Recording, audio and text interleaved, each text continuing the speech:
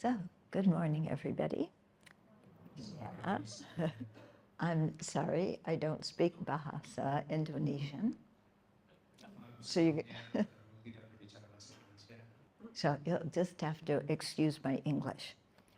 Yeah.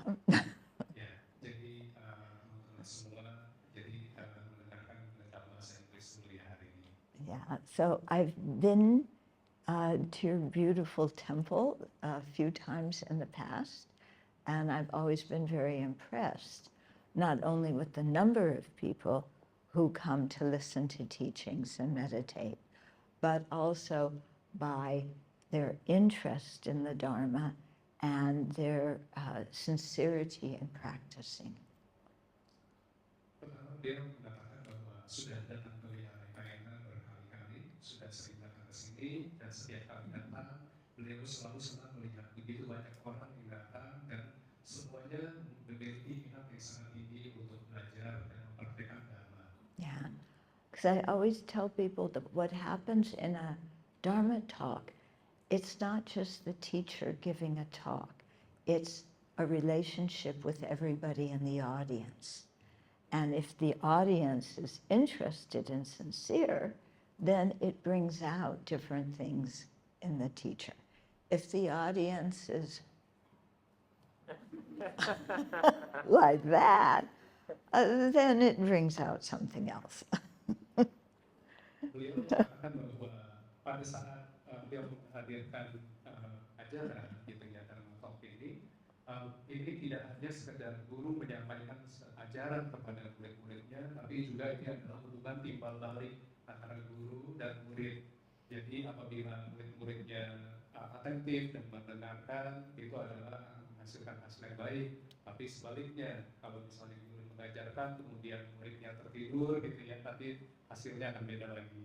Yeah, so I'm quite impressed that all of you came here to hear the teaching, because I know after COVID, many people would prefer to stay home and watch it on Zoom. Beliau sangat terkejut melihat begitu banyak dari kita yang hadir hari ini, karena beliau menyadari bahwa setelah COVID banyak orang yang enggan untuk keluar rumah dan memilih untuk mengikuti ajaran Dharma melalui Zoom atau gadget. Yeah, because when you come here, you have to sit with your legs crossed. You know, you have to sit up straight. At home, you just sit back in your chair with your coffee. Yeah. When the talk gets boring, then you get up and walk around. In the middle, you play with your dog, or your kids come sit on your lap. But you people aren't going that way. You're taking it seriously and coming to the temple. Dia mengatakan jika kita datang ke sini, kan kita harus duduk dengan rapi, bersila, duduk dengan tegak, gitu ya. Sedangkan kalau di rumah kan gampang ya. Jadi kita bisa pada saat bosan bisa bermain-main, bisa duduk berselonjor, gitu.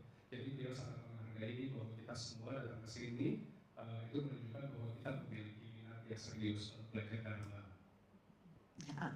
So it's very important to actually come to the temple, because there you hear teachings from a live human being, not on a screen, and you're surrounded by your Dharma friends who understand your spiritual longing and who support your practice.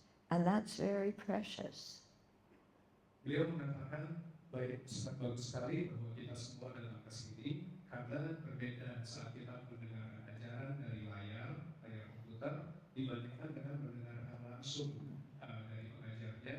Selain itu juga pada saat kita datang langsung ke wihara, kita juga dikelilingi oleh orang-orang, teman-teman Dharma, teman-teman sedharma yang memiliki semangat yang sama untuk belajar, dan mereka semua support kita. Jadi menurut beliau itu sangat bagus sekali. Yeah, many people don't understand the difference between looking at a screen and being with live human beings. And there's a huge difference. Yeah, so don't get lost. Banyak orang tidak menyadari perbedaan antara melihat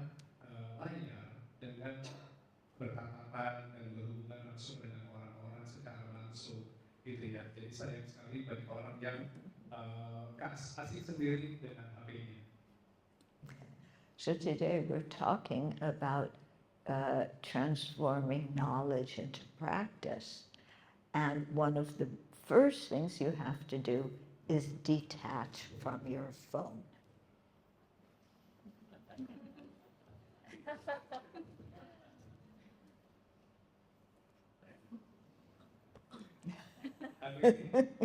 Hari ini topik beliau adalah mengubah pengetahuan menjadi praktik, dan salah satu langkah awal untuk melakukan itu adalah kita harus mulai detach atau tidak melekat kepada HP kita. Tadi beliau menunjukkan ya gimana kalau orang sudah asik sendiri dengan HP-nya gitu.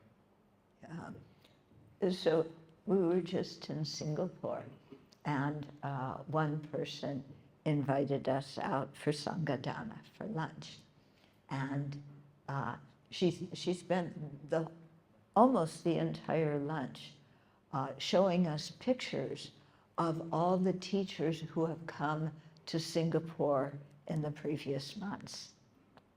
Yeah, pulling out her phone, showing, good. You know how you go for about 5 minutes, and then you find the picture you want. So she was showing us all the pictures like that. Venerable baru saja singgah ke Singapura, dan pada saat itu ada salah satu umat yang mengundang beliau untuk Sangadana, dan umat tersebut asik sendiri karena berusaha untuk menunjukkan ke Venerable banyak isu-isu atau bante-bante yang pernah diundang ke sana. Jadi orang itu menghabiskan waktu sekitar 5 menit sibuk sendiri dengan HP-nya mencari-cari gambar supaya gambar-gambar itu bisa ditunjukkan kepada Venerable. Yeah, and then she took many pictures of us, but she didn't talk much to us and ask us about the Dharma. Yeah. Selain itu orang tersebut juga menghabiskan waktu banyak sekali mengambil gambar, ya, mengambil foto dengan HP-nya, tapi pada akhirnya orang tersebut jadinya tidak menghabiskan waktu untuk berinteraksi atau belajar Dharma langsung dari Venerable.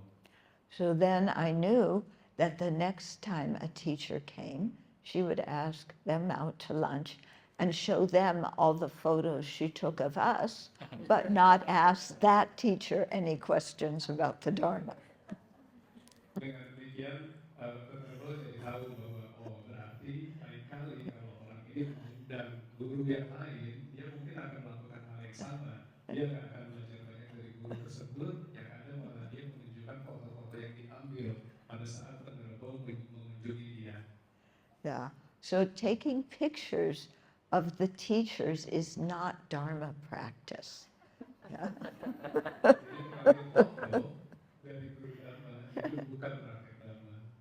Yeah, so the title of the talk is Transforming Knowledge into Practice, not forgetting knowledge and taking pictures.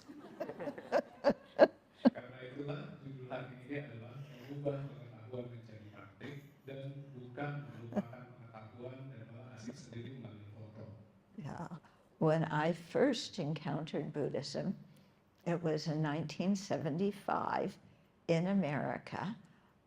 There were very few, hardly any, temples or Dharma centers where the teachings were in English. You know, you either had to know Chinese or Vietnamese or Cambodian, Thai, some other language, which I didn't know.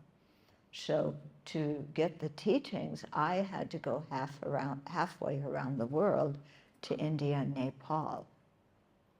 Beliau menceritakan pengalaman beliau pertama kali mengenal ajaran Buddhisme, yaitu tahun 1975, dan pada saat itu tidak banyak wihara-wihara di tempat beliau menetap yang mengajarkan Buddhisme di dalam bahasa Inggris. Karena kebanyakan wihara-wihara di sana mengajarkan agamanya itu di dalam bahasa Thai atau Burma gitu ya.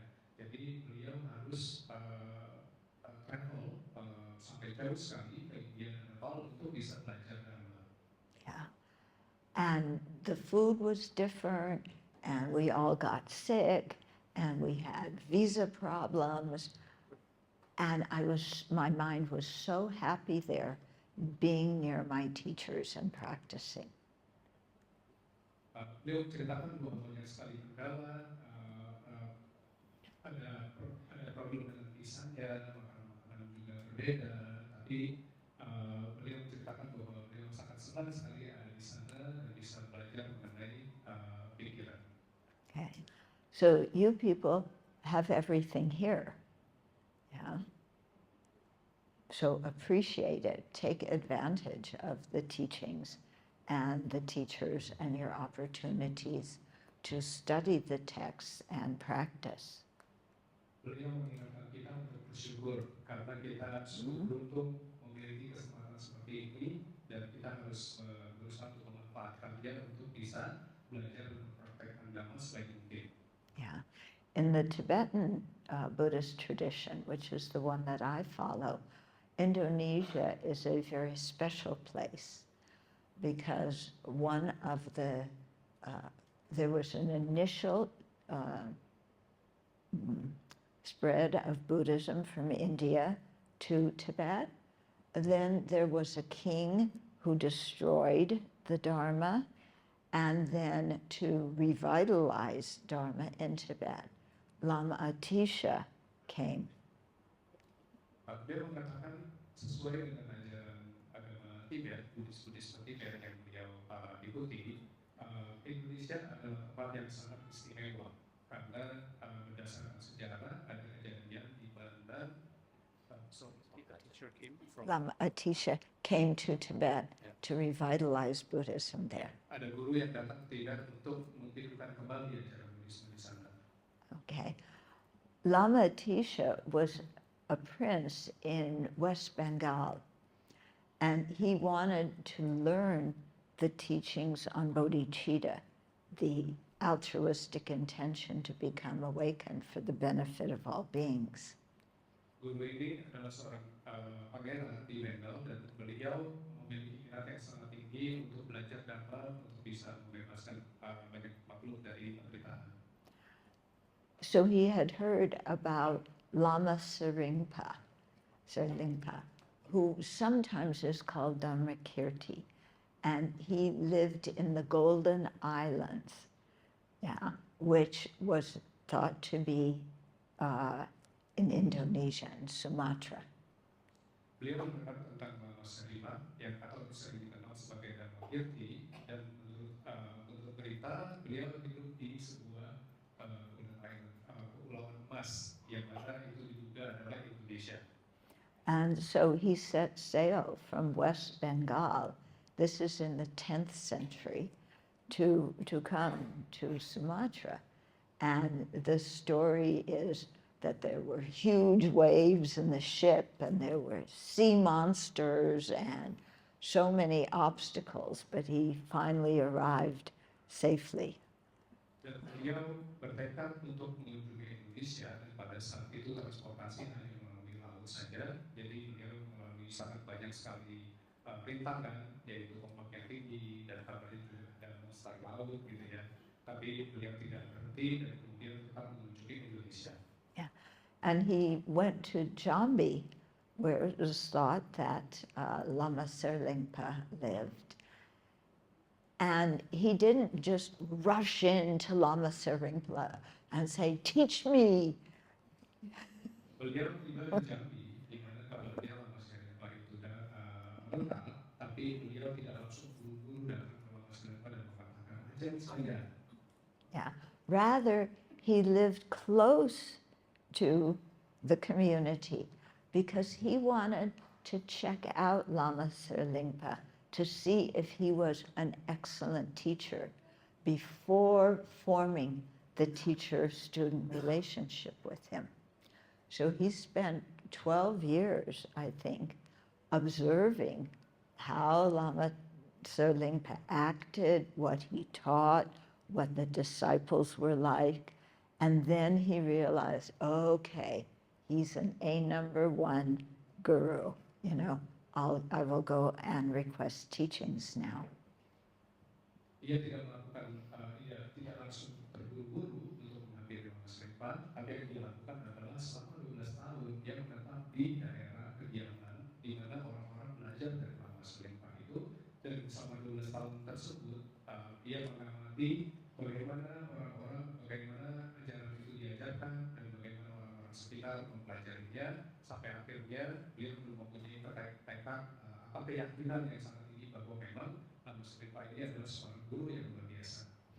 Because not everybody who has the title teacher, is necessarily a good one, an authentic one. Karena seseorang memiliki gelar guru bukan berarti orang itu adalah guru yang sangat baik atau otentik. Yeah, some are charlatans. Charlatans, fake. Ya, beberapa sebenarnya gelar guru tapi sebenarnya palsu. So people who just pretend to know a lot, but they don't practice what they preach. Orang-orang tersebut hanya mengajarkan saja, tapi sebenarnya mereka tidak mempraktekkan ajarannya. Yeah. So after he determined that Lama Serlingpa was really an excellent teacher, then he went and requested teachings, and he studied very, very sincerely, not just getting the intellectual knowledge of how to develop bodhicitta, but also practicing whatever he heard his teacher teach. Pada saat itulah beliau bertekad untuk belajar dari Lama Serlingpa, dan tidak hanya dia belajar mengenai bodhicitta, tapi juga dia mempraktekannya dengan sungguh-sungguh. Okay, so if we're wondering how to transform knowledge into practice, first thing is we need to get the knowledge by finding a good teacher and studying with that person.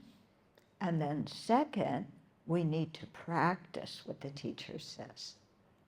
Jadi langkah untuk mengubah pengetahuan menjadi praktek adalah, yang pertama adalah kita harus mendapatkan pengetahuan itu dulu dari seorang guru, kita harus belajar dari seorang guru itu.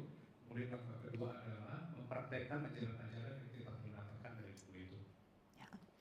So when I started learning in India, I took a lot of notes. I was very, I could take a lot of notes. But just having a lot of notes isn't sufficient. My teacher always said, oh, then you have notebooks full of so many notes, you put them on the top shelf, and all they do is collect dust, because you never look at them again. Pada saat beliau belajar di India, beliau menceritakan bahwa beliau sangat sering mencatat semua yang diajarkan. Sampai akhirnya gurunya bilang, buat apa mencatat terus gitu ya, karena buku-buku kamu penuh dengan catatan, tapi pada akhirnya bukunya itu ditaruh di atas lemari dan akhirnya mengumpulkan begitu saja. Yeah, so it looks good. You have lots of bookshelves with notes, but in here, nothing. Memang terlihatnya bagus ya, kita memiliki lemari penuh dengan buku, penuh dengan catatan, tapi pada akhirnya di sini dan di sini. So I started the habit of whatever my teacher taught, I would go back to my room and meditate on it at the same day and the following days. Akhirnya beliau memutuskan untuk setiap kali mendapatkan ajaran dari gurunya, kemudian beliau duduk bermeditasi dan merenungkan ajaran-ajaran itu setiap hari. And the kind of meditation we did is called analytic meditation. So it's not breathing meditation to develop concentration. It's where you think about the meaning of the teaching and in that way develop understanding of what the Buddha taught. Meditasi yang kita lakukan saat itu bukan meditasi pernapasan, melainkan meditasi yang disebut sebagai meditasi analitik, di mana metodenya adalah merenungkan ajaran-ajaran yang sudah diajarkan oleh guru. Okay, so that thinking about the teachings, and meditating on them are the next two steps. Jadi bermeditasi atau merenungkan ajaran-ajaran sang guru itu adalah langkah berikutnya. Yeah. So how do you do the analytic meditation? Let's say, okay.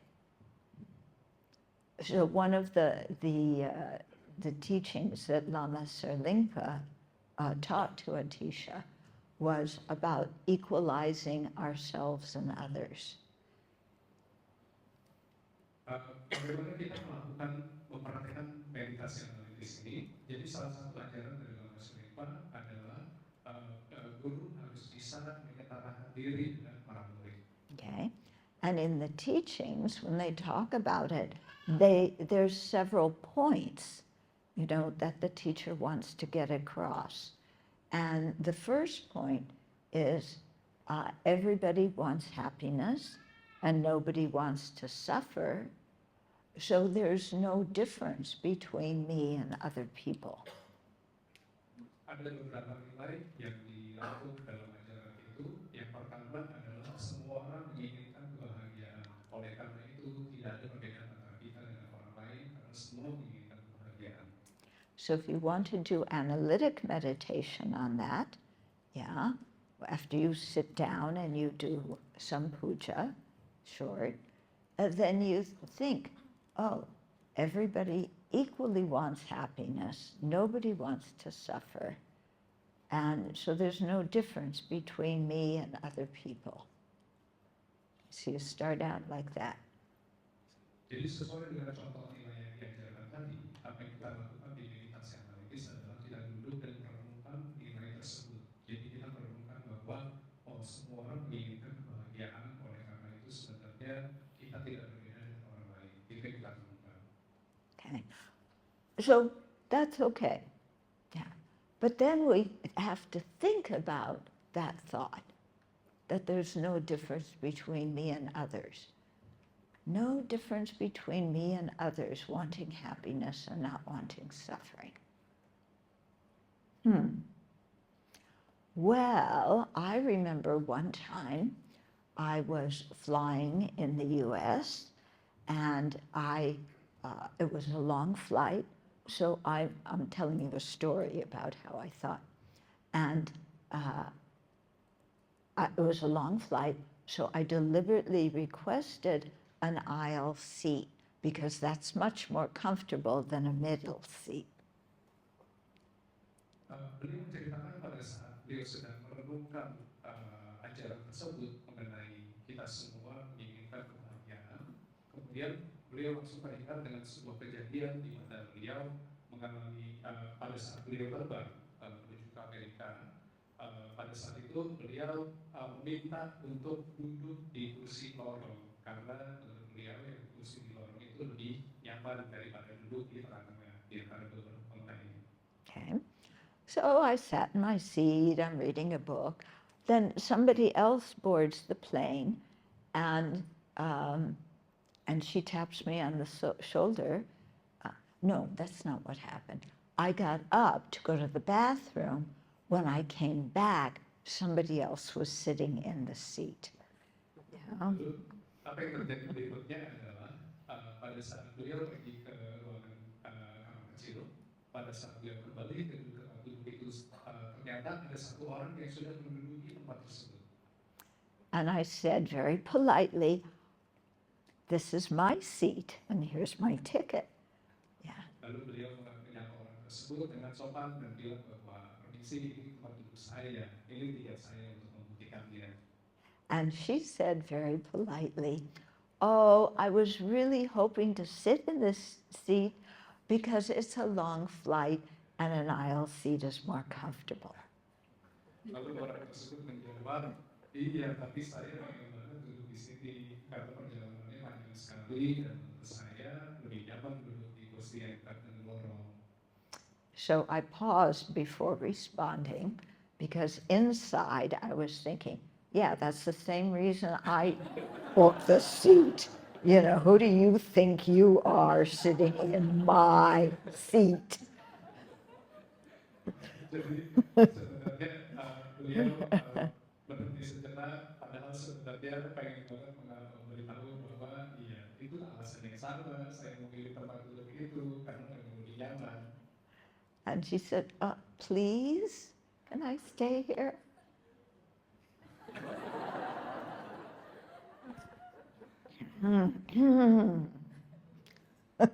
Lalu orang itu, please, gitu ya. Tolong boleh nggak saya duduk di sini? Yeah. And then finally she said, okay, I'll move to the middle seat.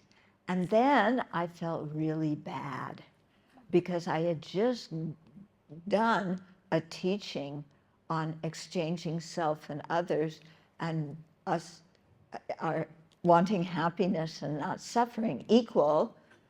And then here I walk on the plane and my happiness is more important than yours. Kemudian wanita tersebut akhirnya mengalah dan bilang, ya udah, nggak apa-apa, saya pindah. Baru pada saat itulah Venerable baru merasa bersalah gitu ya, karena saya kan baru mengajarkan pembelajaran ajaran mengenai kita semua inginkan kebahagiaan gitu ya. Tapi ini malah saya mempraktekkan bahwa kebahagiaan saya lebih penting dari kebahagiaan dia. Yeah. So then I felt really bad because I was being so selfish. So I said to her, how about I'll sit here half of the flight and you sit here half of the flight? And she said, no, no, it's okay. Oh. Jadi karena perasaan bersalah tersebut, Venerable akhirnya bilang, ya udah kalau gitu kita gantian ya. Setengah perjalanan saya duduk di sini, nanti kita gantian. Setengah perjalanan berikutnya kita tukar tempat. Tapi kemudian wanita tersebut bilang, nggak apa-apa lah, it's okay gitu. Kemudian Venerable mulai merasa bersalah lagi. Yeah. So I thought of this example in my meditation and how, you know, I wanted to think of others' happiness as equal to my own. But if I am truthful day to day, whose happiness is more important? Mine. Jadi dari sini Venerable bisa melihat bahwa pada saat beliau duduk dan merenungkan ajaran tersebut, beliau bisa melihat bahwa memang pada secara teori kita semua ingin orang lain bahagia, tapi kenyataannya pada saat praktek keseharian ternyata kita tetap merasa kebahagiaan kita lebih penting dari dunia orang lain. And whose suffering hurts more than anybody else's? My suffering does. Dan penderitaan siapa yang terasa lebih menyakitkan?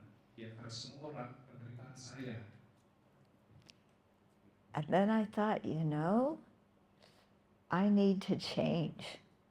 But this is going to be hard to change because since beginningless time, I've been thinking primarily of myself, not about others.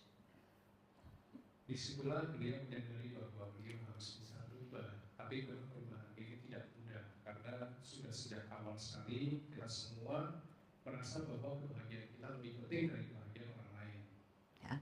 And as I thought about it further, really looking truthfully at my own mind, I saw that very often when I was kind to others, my motivation wasn't their happiness. My motivation was so that they would like me.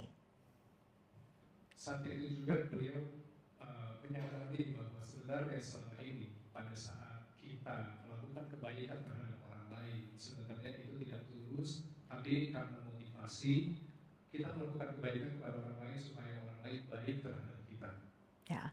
So if I was truthful, even if outwardly I looked like I was being kind, actually my motivation was self-centered. I wanted people to like me. My motivation was not, I wanted them to be happy. Jadi sebenarnya meskipun terlihat dari luar seakan-akan kita ini baik terhadap orang, kita orang yang baik, tapi sebenarnya di dalamnya alasan sesungguhnya adalah kita ini egois karena kita ingin orang-orang baik terhadap kita. Yeah. So then I started looking at my whole life and seeing that, yeah, like almost all the time, I was the one whose happiness was most important, not others. And I thought, wow, my whole lifetime I've been like that. You know, that's not going to work if I'm a Dharma practitioner. Kemudian semakin beliau merenungkan, semakin beliau menyadari bahwa sebenarnya sepanjang hidupnya beliau seperti itu, gitu ya, melihat bahwa kebahagiaan dirinya sendiri lebih penting daripada orang lain, dan pada saat itu beliau menyadari bahwa ini harus berubah. And then I thought of what Lama Atisha went through to get these teachings from Lama Serlingpa on exchanging self, equalizing and exchanging self and others. And I thought of him on the ship, you know, with the huge waves and the water monsters, although I'm not sure if they were really monsters, but, you know, this makes the story good. Yeah. But everything he went through to go from India to Jambi to get these teachings and then go back to India. Kemudian beliau jadi teringat gitu ya, apa perjuangan yang pada saat itu Lama harus lakukan untuk bisa mendapatkan ajaran itu dari Lama Zoringpa, dari India menuju ke Tibet, melalui lautan, melalui monster laut. Jadi tadi Venerable bilang kayak mungkin bukan monster laut ya, dia ceritanya bikin seru aja seakan-akan ada monster laut gitu. Tapi intinya adalah rintangan yang dilalui itu semua sangat sulit sekali untuk bisa mendapatkan ajaran itu di Jambi, kemudian kembali lagi ke India hanya untuk mendapatkan ajaran mengenai kesetaraan itu. Yeah, Jambi is hot. And it is hotter and it is hottest. And when you go there, you're sweating all the time. And I thought, he stayed there all those years to get the teachings, you know, and no aircon. Yeah. He's in the forest with the snakes and the scorpions. Yeah. And he did that. Why did he do that? Yeah. He did that to bring those teachings back to India. Yeah. And then he went to Tibet and he brought those teachings there. Beliau menemukan betapa banyak perjuangan yang harus dilalui. Pertama, Jambi itu panas sekali. Selain itu juga Lama tersebut harus tinggal di hutan yang penuh dengan binatang-binatang buas, ada kalajengking, gitu ya. Semuanya itu dilakukan hanya untuk bisa mendapatkan ajaran itu dan bisa dibawa kembali ke Tibet. Okay. And going from India to Tibet was not easy, you know, from Sumatra to West Bengal was hard on the ocean. From West Bengal to Tibet, it's over the Himalaya mountains. Dan perjalanan itu tidak mudah. Jadi dari Sumatera harus menuju ke Bengal Utara dulu di India, kemudian dari India Bengal Barat itu harus melalui pegunungan Himalaya untuk bisa sampai ke Tibet. Jadi perjalanan yang sangat sulit. Yeah. So no airplanes, no cable cars, no taxis. You have to walk up the mountains and down the mountains. Harus berjalan karena pada saat itu tidak ada transportasi seperti taksi atau cable car, jadi harus berjalan sulit. Yeah. Now, would we do that? We don't like to even walk up a flight of stairs. We want to go in an elevator. So if we don't want to climb one flight of stairs, we're going to go over the Himalaya mountains to get teachings? Apakah kita akan melakukan hal sesulit itu? Jangan boro-boro ya untuk mendaki gunung Himalaya. Kita aja kadang-kadang kalau untuk naik tangga aja males, dan kita memilih untuk naik lift atau eskalator. Yeah, and if it was really hot in Sumatra, it's really cold in Tibet. Selain itu, di Sumatera panas sekali dan di Tibet dingin sekali. Okay, but he taught the teachings, these this lineage of teachings to the people in Tibet. It spread very widely in Tibet and Mongolia, the other areas. And then when people from the West started going there, then the teachings spread to the West as well. Tapi beliau tetap melakukan itu dan menyebarkan ajaran agamanya itu di Tibet. Dan tidak hanya itu, tapi juga orang-orang dari Barat datang ke Tibet dan mempelajari pelajaran itu, dan ajaran itu terus tersebar ke seluruh dunia. But why did Lama Serlingpa do all of that? It was so physically difficult and demanding. Why did he do it?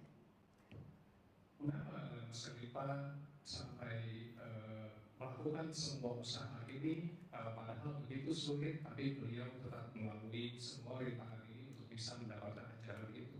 Yeah, he was a prince in West Bengal. He could have stayed there, become king, had his, all of his concubines and a big storehouse of jewels. He could have had every worldly delight, and he chose not. Padahal beliau adalah seorang pangeran. Dia memiliki semua kenyamanan, istana, dan semua daya pendamping gitu ya. Tapi beliau tetap memilih untuk melalui usaha yang sulit itu. Yeah, he endured all those difficulties for our benefit. For our benefit. Beliau melakukan itu semua demi kebaikan kita semua. He didn't do it so that, 10, 11 centuries later, somebody would give a talk and mention his name and he would be famous. He didn't care about that. He did it because he cared about us. And he wanted us to have that lineage of teachings so that we could practice them. Beliau melakukan itu semua karena ingin kita semua mendapatkan kebaikannya, bukan karena beliau ingin suatu hari 10 abad berikutnya orang akan menyebut namanya, beliau jadi terkenal. Dia tidak peduli dengan semua itu, yang dia peduli hanya bisa menyebarkan kebaikan itu kepada kita semua. Yeah. Now you might say, well, so what? Yeah, he did that. So what? The teachings, I don't know, cherish other people as much as myself. I don't know if I really want to do that. Buddhism is it's too idealistic, Mungkin ada dari kita yang menganggap, ya terus kenapa kalau semua perjuangan itu harus dilewati untuk mendapatkan ajaran itu? Selain itu juga ajaran agama Buddha kok tampaknya terlalu idealis ya. Saya nggak yakin kalau saya harus bisa membayangkan, memperhatikan kebahagiaan orang lain lebih dari kebahagiaan saya. Yeah, actually, my hand phone is much more interesting. Yeah, because I can look at everything on my hand phone. Wow, I can look at soccer games, I can look at baseball games, I can look at fashion shows, I can look at politics, and who cares about that? I can look at anything, yeah?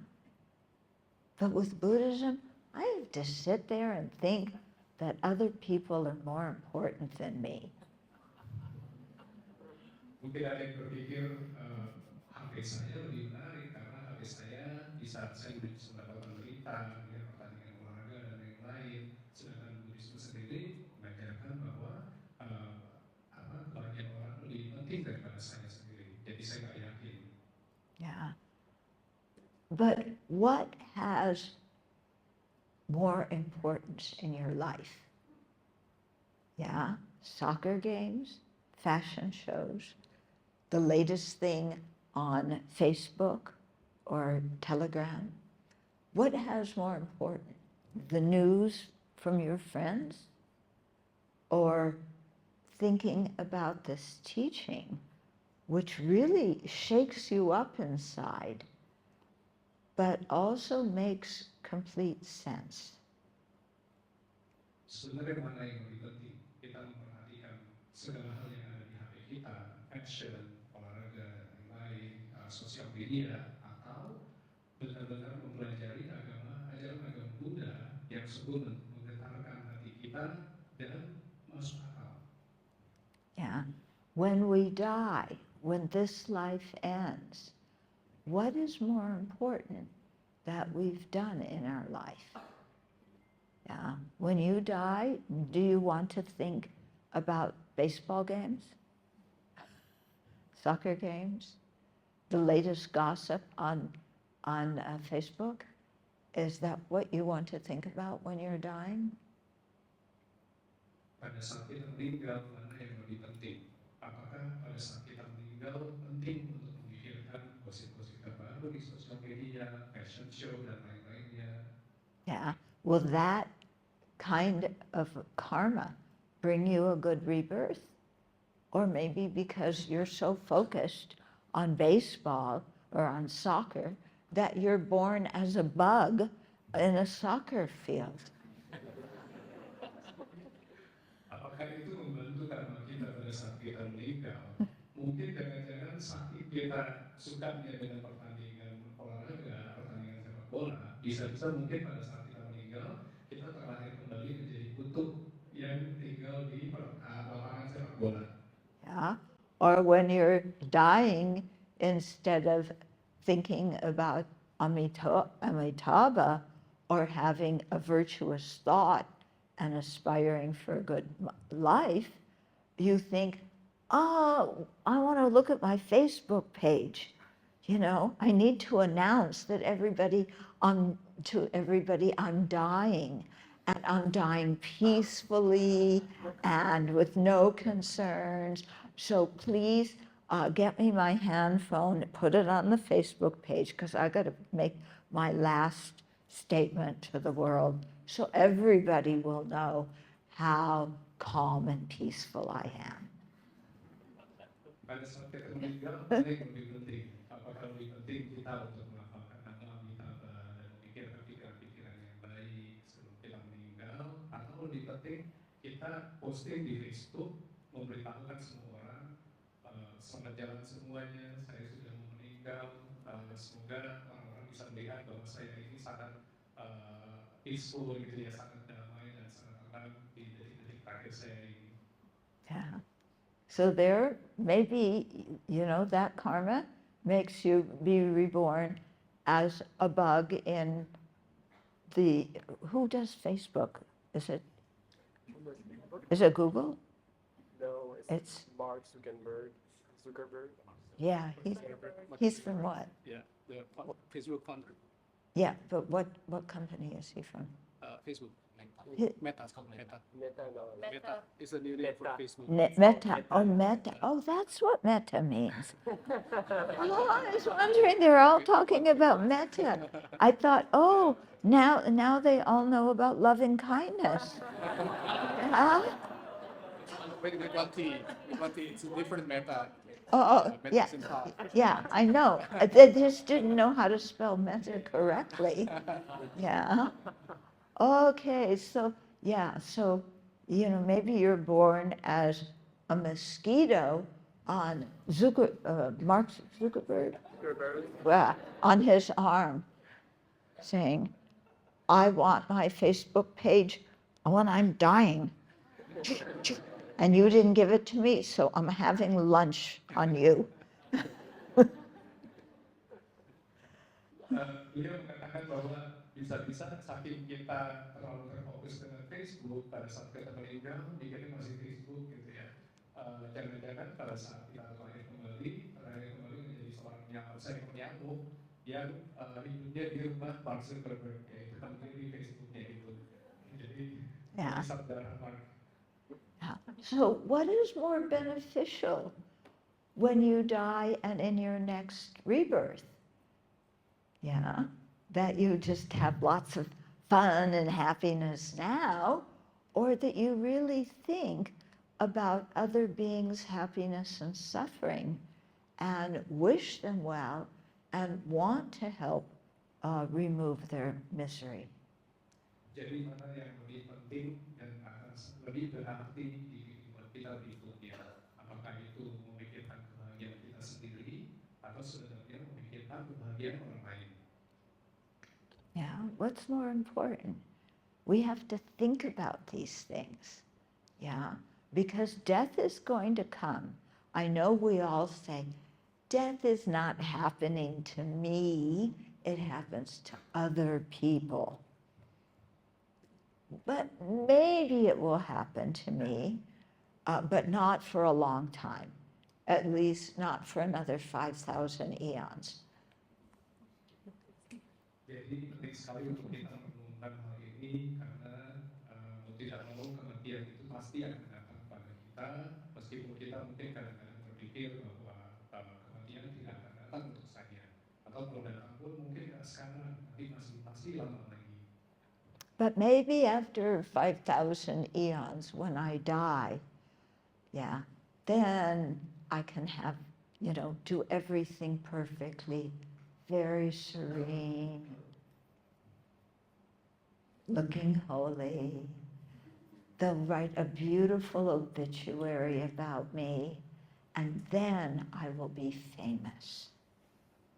Mungkin 5.000 tahun ke depan pada saat saya meninggal, saya akan terlihat sangat damai dan mereka akan menuliskan cerita yang sangat damai tentang saya. Yeah? You want to be famous after you die?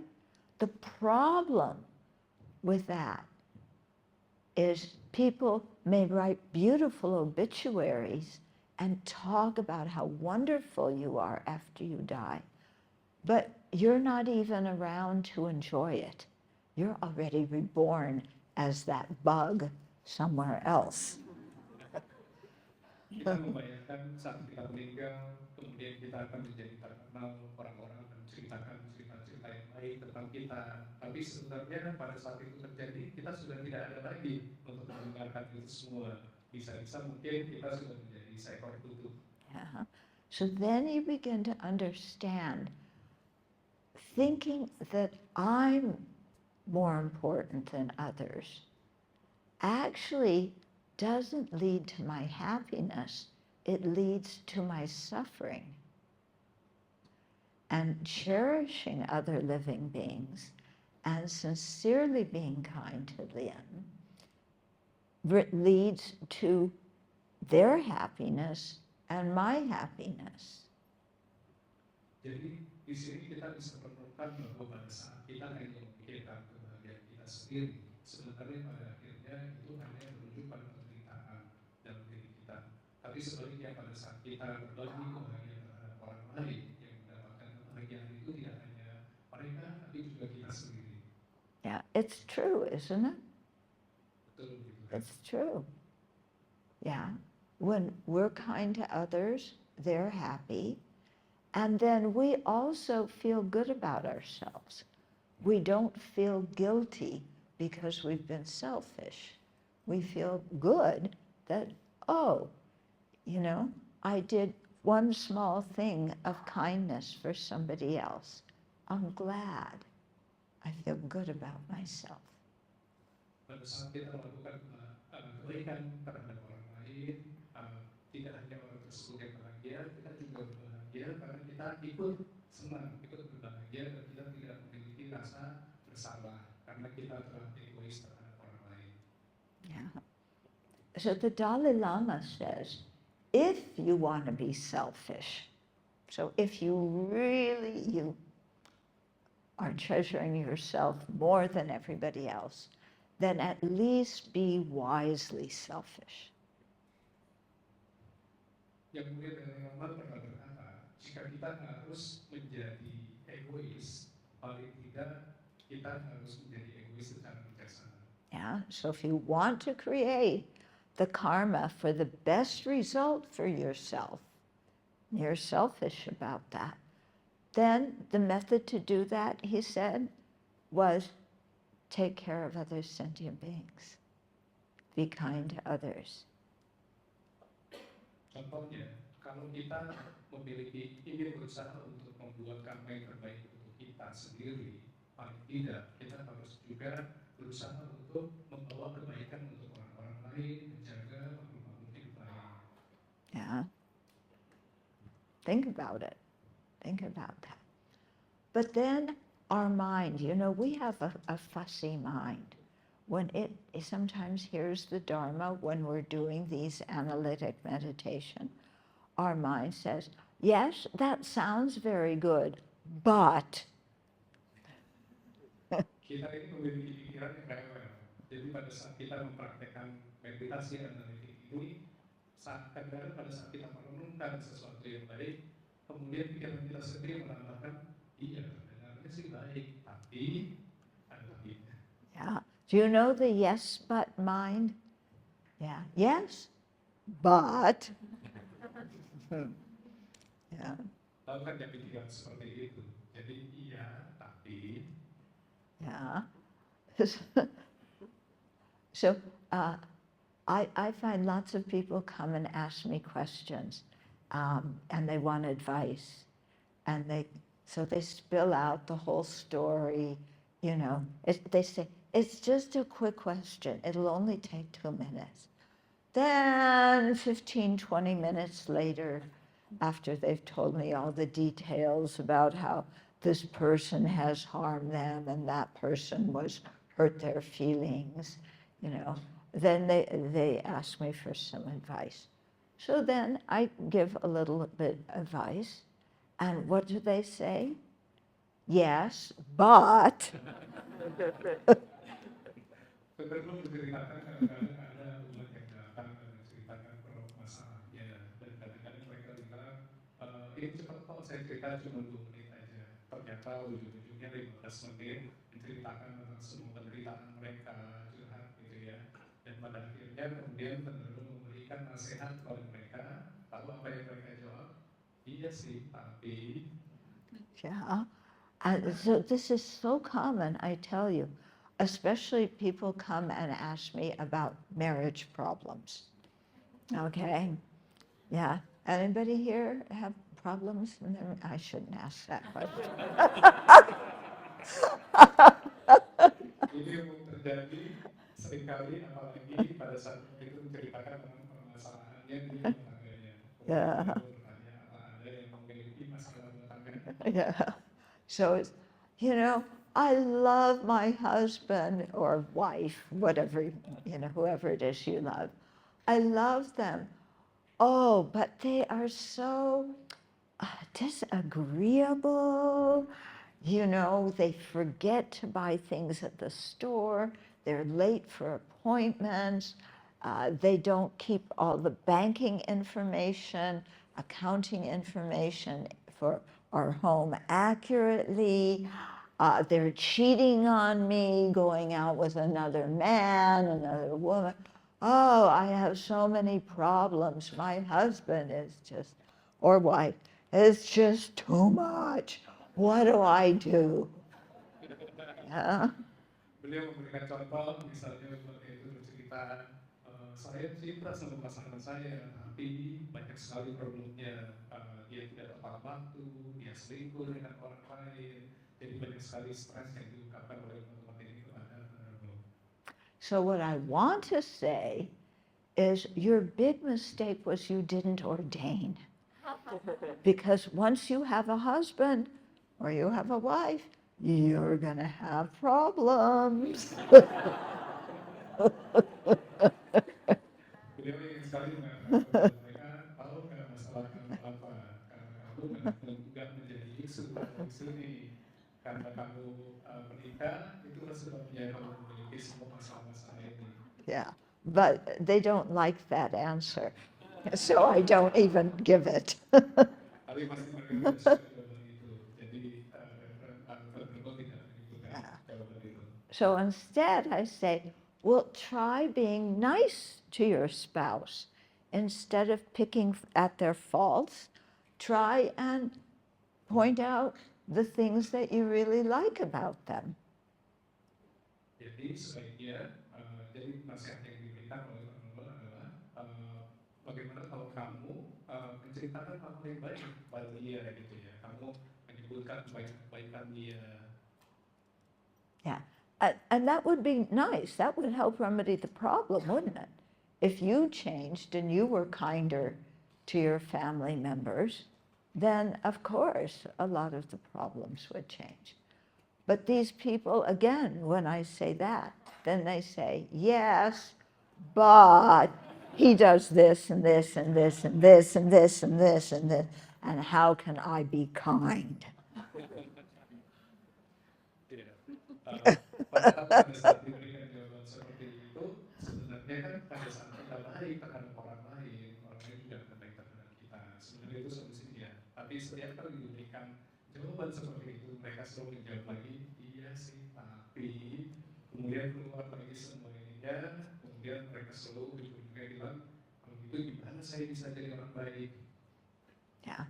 So I give people 2 yes buts, then I stop. Yeah. Venerable hanya memberikan kesempatan 2 kali untuk orang itu bilang iya, tapi. That's it. Yeah. Then I say, what ideas do you have? Kemudian beliau akan menanyakan balik, kalau gitu, kamu sendiri punya gagasan apa, punya ide apa? Yeah. Like, have you thought about the situation? How you could improve your marriage? Kamu sendiri sudah memikirkan belum? Kamu sendiri punya gagasan belum? Gimana kamu bisa memperbaiki hubungan rumah tangga ini? Yeah. And they don't know what to say because they've been too busy cultivating anger and resentment. Dan biasanya mereka tidak punya jawabannya karena mereka terlalu sibuk memikirkan, terfokus pada kemarahan mereka. Yeah.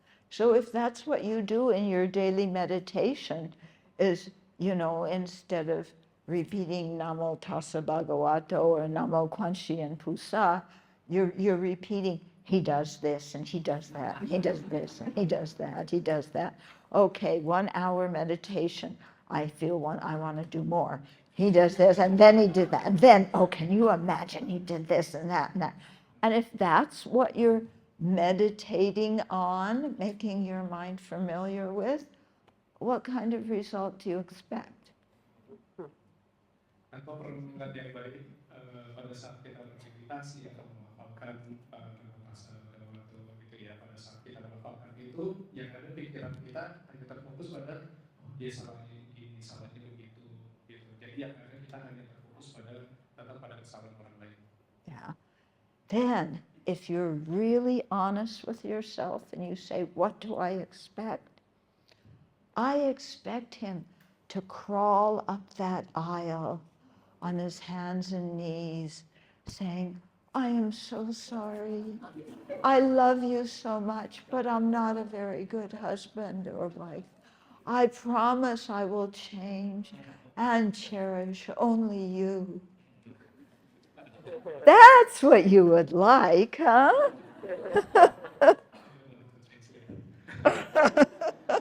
Jadi pada saat sebenarnya kalau ditanya gitu ya, misalnya seorang istri yang menceritakan masalahnya itu, jadi kamu maunya apa? Aku maunya suamiku itu merangkak-rangkak sepanjang lorong ini dan kemudian memohon-mohon dan bilang bahwa saya istri yang terbaik dan dia meminta maaf. Yeah, but he's thinking the same thing about you. They want you to crawl up the aisle saying, I've been such a bad wife, I've been such a bad husband. I will cherish only you. No matter how bad you treat me, I will love you forever. Tapi sebenarnya kalau ditanya, gitu ya, mungkin suami dari wanita itu sendiri juga memiliki ekspektasi yang sama. Mungkin dia juga ingin istrinya untuk sama merangkak-rangkak juga, dan kemudian mohon-mohon untuk dimaafkan. Jadi dua-duanya memiliki ekspektasi yang sama. Yeah. And then maybe, when none of that happens, you remember, I once heard a teaching about cherishing others more than self. I once heard a teaching that others want happiness and to avoid suffering as intensely as I do. What would happen if I practiced that teaching? Dan pada saat itulah mungkin pada saat kita bisa teringat gitu ya. Oh iya, saya pernah belajar ajaran mengenai kita semua harus menginginkan kebahagiaan orang lain seperti kita menginginkan kebahagiaan kita sendiri. Mungkin pada saat kita sudah menerapkan itu, semua masalah itu tidak akan terjadi. Yeah. So you try it out.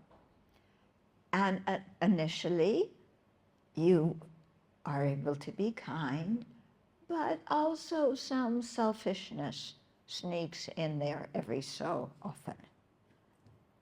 Jadi kita harus coba untuk menerapkannya. Kita berusaha untuk baik kepada orang lain, tapi wajar saja jika sesekali ada sifat-sifat egois yang menyelinap, yang muncul sedikit-sedikit. Yeah. So you really want to change, but you just have a very strong habit of thinking only of yourself. Mengapa demikian? Karena sebenarnya kita ingin berubah, tapi kita memiliki habit atau kebiasaan yang sangat kuat, yaitu keinginan untuk membuat diri sendiri bahagia. Okay. So when you see that strong habit, don't go, oh, I'm such a failure. I can't do anything right. I'm so selfish, even though I want to cherish others. Oh, I can't practice Buddhism. What Atisha and the Buddha want is too hard. Pada saat kita melihat kebiasaan-kebiasaan itu muncul, kita jangan frustasi seperti itu ya, langsung bilang bahwa oh saya tidak bisa, ini saya masih egois sekali, kayaknya saya nggak bisa deh mempraktekkan ajaran agama Buddha karena ternyata susah sekali ya untuk dipraktekkan. Yeah, but then you think it's just a habit. I have to keep trying. Yeah, if I keep trying to be kind, I will form a new habit. So I just have to go slowly, do a little bit each day, and slowly my mind will become more familiar with cherishing others.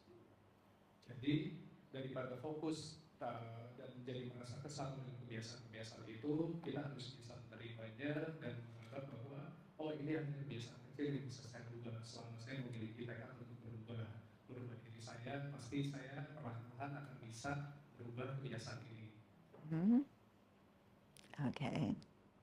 Now, one thing that is very helpful for cherishing others is to see them as kind to us, as helpful to us. Salah satu teknik yang baik adalah untuk membayangkan bahwa orang-orang lain juga baik terhadap kita. Okay, and so that's another point in this meditation, is to contemplate the kindness of others. Jadi itu adalah nilai kedua di mana kita merenungkan kebaikan orang-orang lain terhadap kita. Because if we see the kindness of others and how much kindness we've received, then automatically we see others in a much more favorable light, and it's much easier for us to reciprocate and be kind in return. Karena pada saat kita membayangkan kebaikan-kebaikan orang-orang ini terhadap kita, kita jadi lebih mudah untuk melihat mereka dari sisi yang positif. Kita bisa melihat mereka semua sebagai orang-orang yang baik, dan karena itu juga kita semakin baik terhadap mereka. So thinking about you start off with your family. Thinking about the kindness of your family is pretty easy. Yeah. Kita bisa mulai dari keluarga kita sendiri, karena lebih mudah untuk membayangkan kebaikan-kebaikan yang dilakukan oleh keluarga kita terhadap kita. Yeah, when each of us was born, we couldn't even take care of ourselves. Yeah, we were entirely dependent on other people to stay alive. We couldn't feed ourselves. We couldn't roll over. We couldn't put on a blanket if we were cold, or take off the blanket if we were hot. We couldn't do anything. Yeah, except eat and poop and cry. And then we learned to smile. That was good.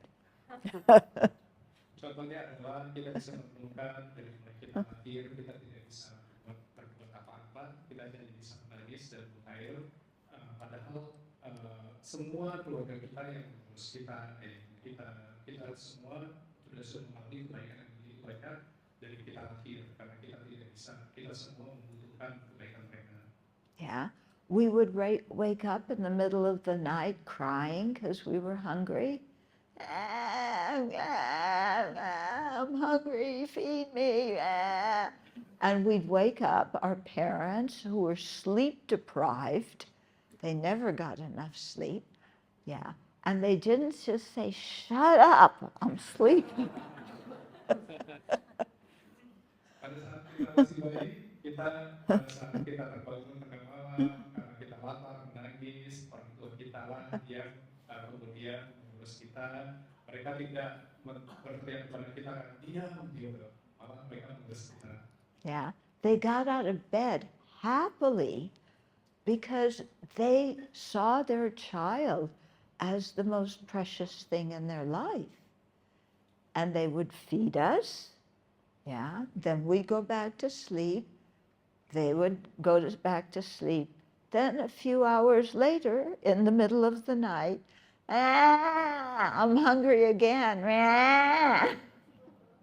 And they'd get up with love and feed us again. Meskipun orang tua kita kurang tidur, setiap kali kita bangun, mereka akan bangun dan mengurus kita dengan baik. Mengapa? Karena mereka sayang sekali dengan kita. Mereka sangat mencintai kita dan mereka mengurus kita. Kemudian kita tertidur, beberapa jam kemudian kita akan teriak lagi, nangis lagi, dan mereka akan terus melakukan ini karena kebaikan mereka. Okay. Did we ever say thank you? Apakah kita pernah mengucapkan terima kasih? Did you ever thank your parents for everything they did to raise you? Apakah kita pernah berterima kasih kepada orang tua kita setelah mereka melakukan begitu dan kebaikan membimbing kita? Some of you are saying yes. Yeah, not directly, yeah. Did you ever say it directly? Did you ever acknowledge everything they did? You made me do my homework. I hated that. Thank you very much because you made me do my homework, I got a good education and I can have a good life. And did you ever thank your parents for that? Did you ever thank your parents for all the clothes that they bought you until you could support yourself? Yeah, because you know, when we were born broke. We didn't have any money. Everything we've gotten until, you know, in our life has come from other living beings.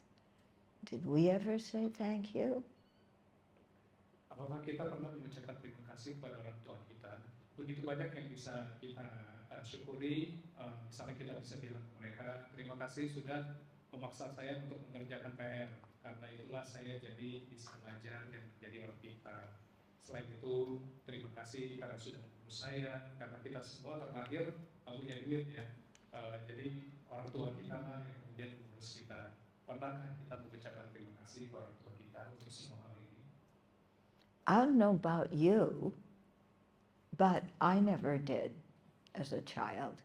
It was only until I met the Buddha's teachings that I began to really think about all the kindness I've received from others my whole life. Yeah. Before that, nothing. Yeah, I never thought of it. I only thought of, I want more, I want better. Beliau sendiri cerita bahwa beliau sendiri tidak pernah berterima kasih kepada orang tua ya, sampai beliau menemukan ajaran agama Buddha. Sebelum itu egois, hanya menginginkan keinginan sendiri. Tapi setelah belajar agama Buddha yang mengajarkan kita untuk bersyukur, berterima kasih, pada saat itulah beliau belajar untuk mengucapkan terima kasih kepada orang tua. Yeah. Did I ever thank my teachers in school? Yeah. I was a good, quote, quote, good student, but I was also sometimes very naughty. Yeah. Did I ever thank my teachers for teaching me? No. Yeah. What about the people who made the road that we drove on to get here? Did you ever thank the road workers who make all the roads that you drive on? Or when you see them out there in the, either in the really hot sun or at night at 3 o'clock in the morning, yeah, do you ever say thank you so much for your hard work? Or do you just say, quick, hurry up, I want to drive, get out of my way? Apakah kita pernah berterima kasih kepada guru kita karena sebenarnya kita dulu waktu sekolah mungkin nakal sekali, tapi mereka tetap sabar mendidik kita, atau mungkin apakah kita pernah berterima kasih kepada orang-orang yang bekerja di jalan yang memperbaiki jalanan, padahal tanpa mereka kita tidak punya jalanan yang bisa kita berkendara gitu ya di atas jalan tersebut gitu. Bisa jadi mungkin bukan hanya berterima kasih, kita malah mengumpat mereka, buruan kerjanya, saya mau rela. Yeah. So yesterday, when we landed in Jakarta, I went to the bathroom, and there was one woman, you know, cleaning the bathroom and the toilets and mopping the floor and everything. And I thanked her for doing that because I benefit from her work, because then I can go and use a clean washroom. Yeah. So I thanked her, and she smiled. She was so happy. You know, somebody acknowledged what I did. Yeah. So there's so many small ways to acknowledge the kindness of others and how much we depend on them for everything that we have. Beliau menceritakan pengalamannya pada saat perjalanan kemarin, dia ke Jakarta, kemudian pergi ke kamar kecil, dan di situ ada OB-nya ya, bapak yang membersihkan itu, kemudian Venerable mengucapkan terima kasih kepada orang itu, dan dia sangat senyum bahagia sekali karena ada orang yang mengucapkan terima kasih, bisa menghargai pekerjaan dia, gitu. Jadi ada banyak sekali hal-hal yang bisa kita lakukan, hal-hal kecil yang bisa kita lakukan untuk membuat orang-orang merasa diapresiasi dan karena kita berterima kasih kepada mereka. Yeah, those of you who work in nice offices, do you ever thank the janitors who clean your office? Kita semua mungkin bekerja di ruangan kantor yang enak, yang nyaman. Pernah nggak kita berterima kasih kepada OB yang membersihkan ruangan kantor supaya itu bisa seperti itu? Yeah. So, you know, there's small ways to be kind to others. It doesn't take a lot of energy. Yeah. We don't have to start out being, you know, Venerable Venerable Chenyen, who started Suchi Foundation. We don't have to be the Dalai Lama or Mother Teresa, because we are in direct touch with people that all the very famous, compassionate people don't know personally. So, you know, there's so many people around us that we can help. And I think especially with children, yeah, point out to children what they do well.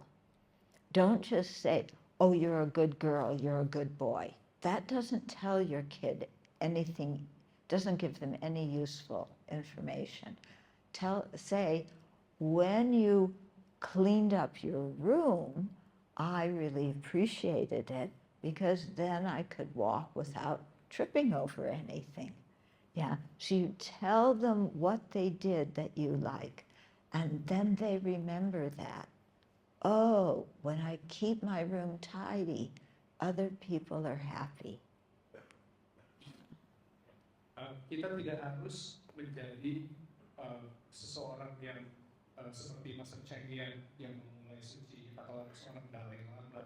Kita tidak perlu menunggu seperti itu. Semua kebaikan-kebaikan bisa kita lakukan dari hal-hal yang kecil. Tadi beliau memberikan contoh, misalnya jika kita punya anak-anak gitu ya, salah satu kebaikannya bisa dimulai dari baik terhadap anak-anak. Contoh yang beliau berikan adalah pada saat kita memuji kebaikan anak-anak, tidak hanya sekedar bilang bahwa oh kamu anak baik, kamu anak hebat, tapi berikan alasan mengapa kebaikan yang telah dia lakukan. Contohnya apabila ia telah membersihkan ruangannya, kita bisa bilang terima kasih kamu udah bersihin ruangan kamu, aku jadi nggak jatuh tersandung karena mainan-mainan kamu. Karena hal-hal ini kemudian bisa membuat mereka jadi belajar kebaikan apa yang telah mereka lakukan dan mereka ingat tentang kebaikan itu. Yeah. Okay, so I think we can do a little bit of question and maybe answers. Kita bisa sesi tanya jawab. Baik, thank you Venerable for this info. Karena waktu yang sangat terbatas, mungkin satu saja pertanyaan yang singkat, padat dan jelas. Apakah ada?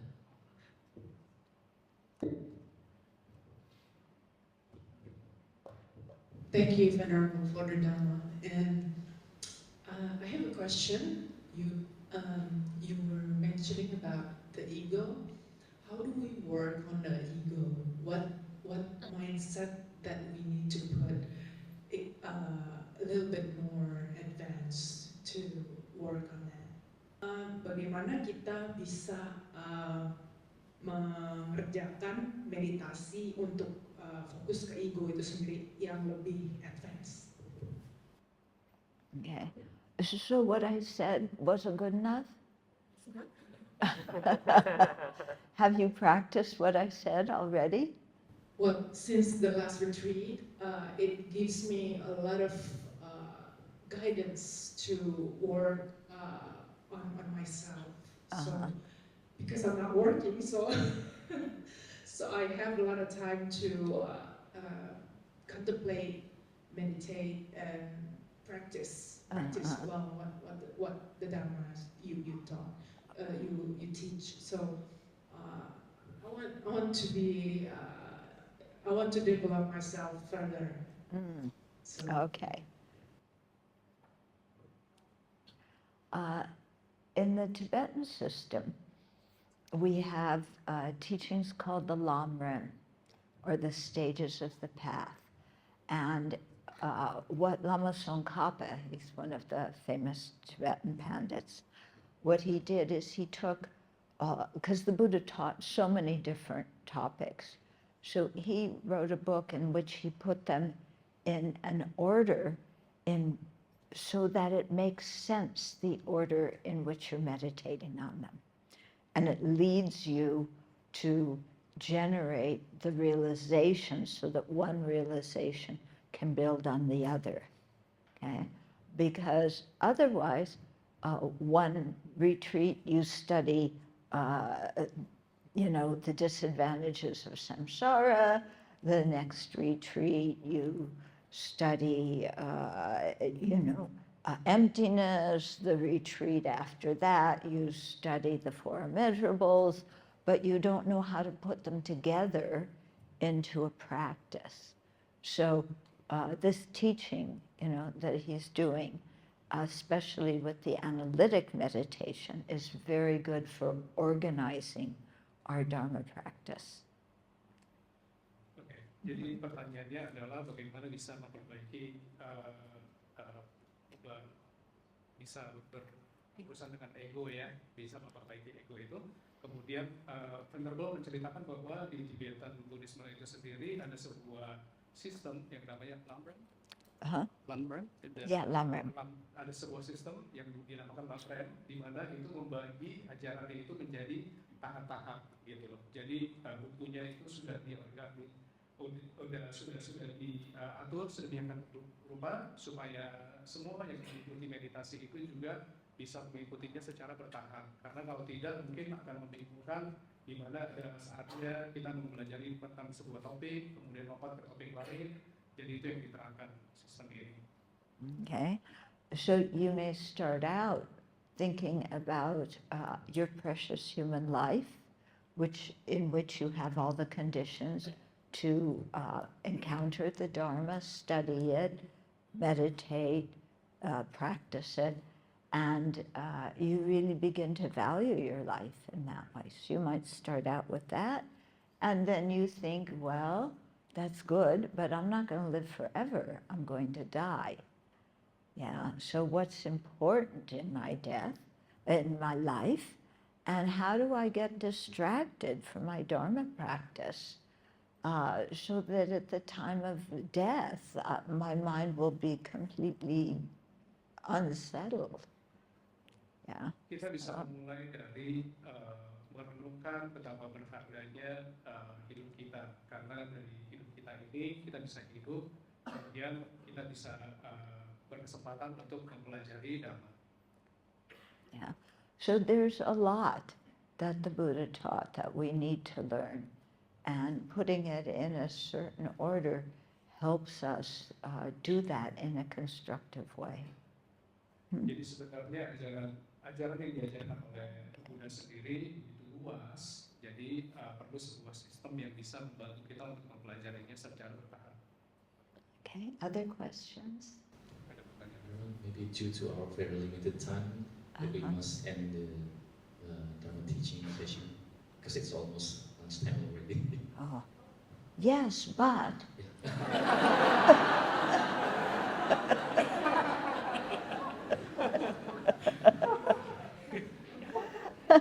Okay, so maybe one more question. Oh, one more question. Yeah.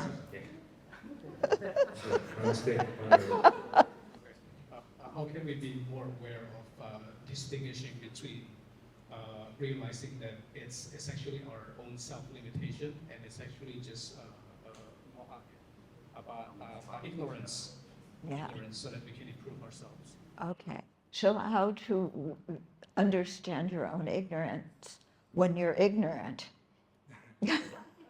Yeah? So you just have to watch the mind. Watch the mind. Watch what your thoughts are. Look at your thoughts and ask yourself, do they make sense? Yeah. Because a lot of what we think doesn't make much sense, but we believe it. Yeah? But when we really watch and look what we're thinking, then it's like, huh? You know, what I'm thinking is really stupid. Yeah. For example, well, let me just. Jadi langkah yang awal yang bisa kita lakukan adalah kita harus lebih memperhatikan pikiran kita, di mana di sana kita bisa melihat apakah pikiran itu masuk akal. Karena kadang-kadang pikiran-pikiran kita itu tidak masuk akal, dan pada saat kita lebih aware, lebih sadar, kita akan bisa melihat momen-momen itu di mana pikiran ini kayaknya nggak masuk akal. Yeah.